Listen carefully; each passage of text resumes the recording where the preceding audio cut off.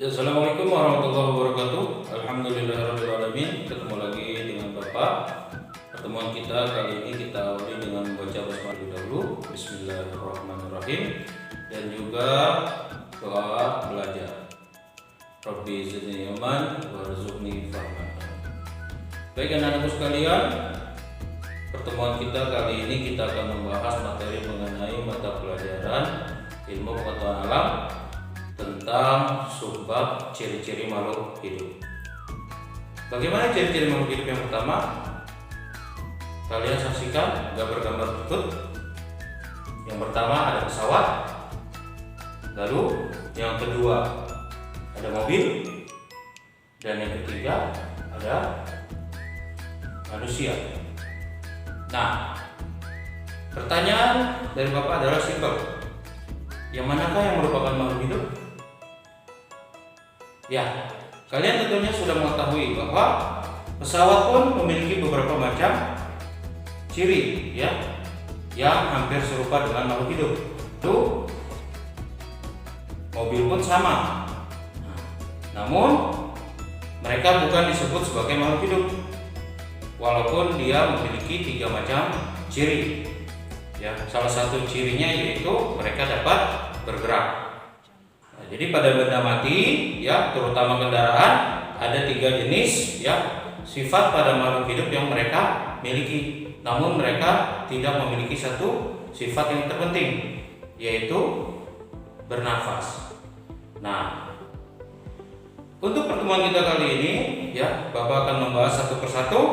Yang pertama, ciri makhluk hidup adalah bergerak. Lalu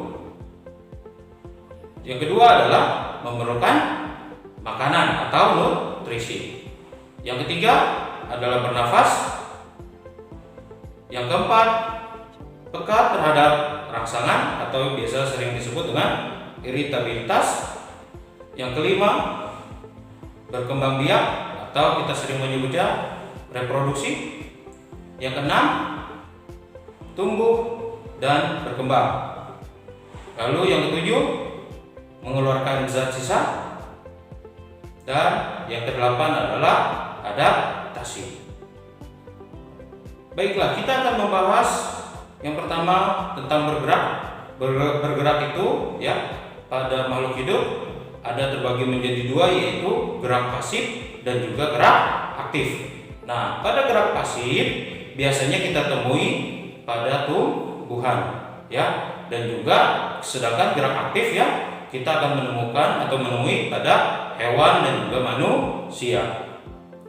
Yang kedua, memerlukan nutrisi. Seluruh makhluk hidup ya, kita bisa lihat di sini, seluruh makhluk hidup memerlukan nutrisi sebagai energi ya, sebagai energi untuk melakukan satu gerakan atau aktivitas.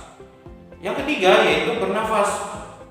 Nah, bernafas atau sering juga disebut sebagai respirasi. Pada respirasi terbagi menjadi 2 hal, yaitu inspirasi dan ekspirasi. Di mana inspirasi itu adalah saat kita bernafas ya, menarik nafas, dan juga ekspirasi adalah saat membuang nafas. Pada saat bernafas kita menghirup O2 atau oksigen ya. Pada saat kita menghembuskan nafas atau mengeluarkan nafas, kita mengeluarkan CO2 atau karbon dioksida. Yang keempat yaitu peka terhadap rangsang.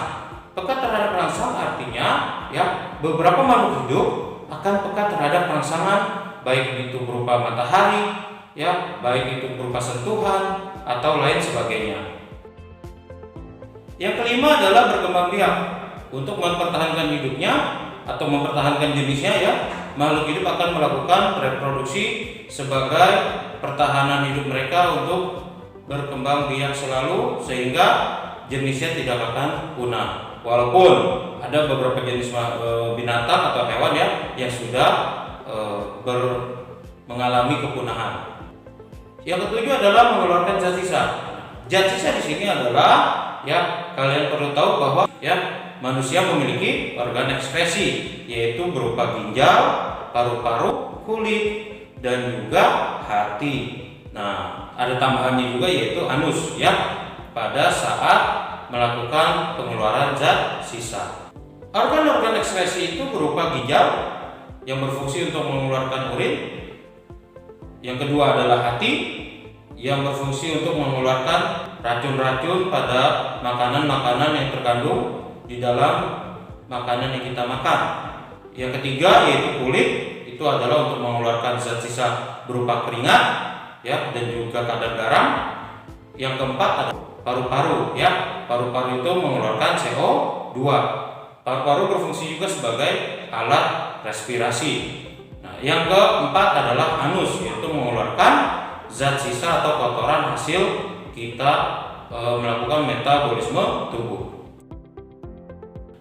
Lalu yang ke-8 adalah adaptasi. Di mana adaptasi ini terbagi menjadi 3 bagian. Yang pertama adalah adaptasi morfologi, adaptasi fisiologi, dan juga tingkah laku. Nah, untuk morfologi kita lihat contohnya yaitu jari itik yang memiliki selaput pada bagian jarinya yang menyesuaikan dengan lingkungannya.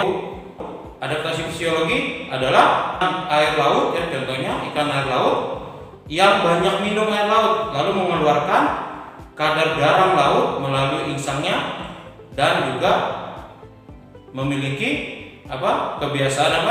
kebiasaan urin dikeluarkan dan laut.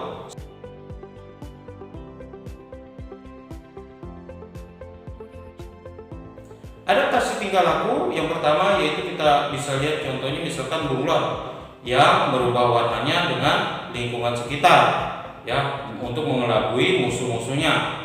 Nah, yang kedua contohnya yaitu misalkan kerbau yang biasa hidup di kubangan ya, biasa bermain lumpur di kubangan. Nah, sebagai adaptasi tingkah laku dan banyak macam lainnya sebagai contoh. Nah, itulah macam-macam ciri-ciri makhluk hidup yang dapat Bapak beritahu kepada kalian ya. Nah, demikian ciri-ciri makhluk hidup yang Bapak dapat berikan atau sampaikan. Mudah-mudahan ya, kalian dapat memahaminya dengan baik, dan jangan lupa ya untuk kalian baca-baca kembali materi-materi yang ada di dalam buku kalian tentang ciri-ciri makhluk hidup ya. Kita akhiri pertemuan kita kali ini dengan membaca hamdalah alhamdulillahirabbil alamin dan juga doa penutup majelis. Subhanakallahumma wa bihamdika asyhadu an la ilaha illa anta astaghfiruka wa atubu ilaik. Kurang lebihnya mohon maaf. Billahi taufiq wal hidayah. Assalamualaikum warahmatullahi wabarakatuh.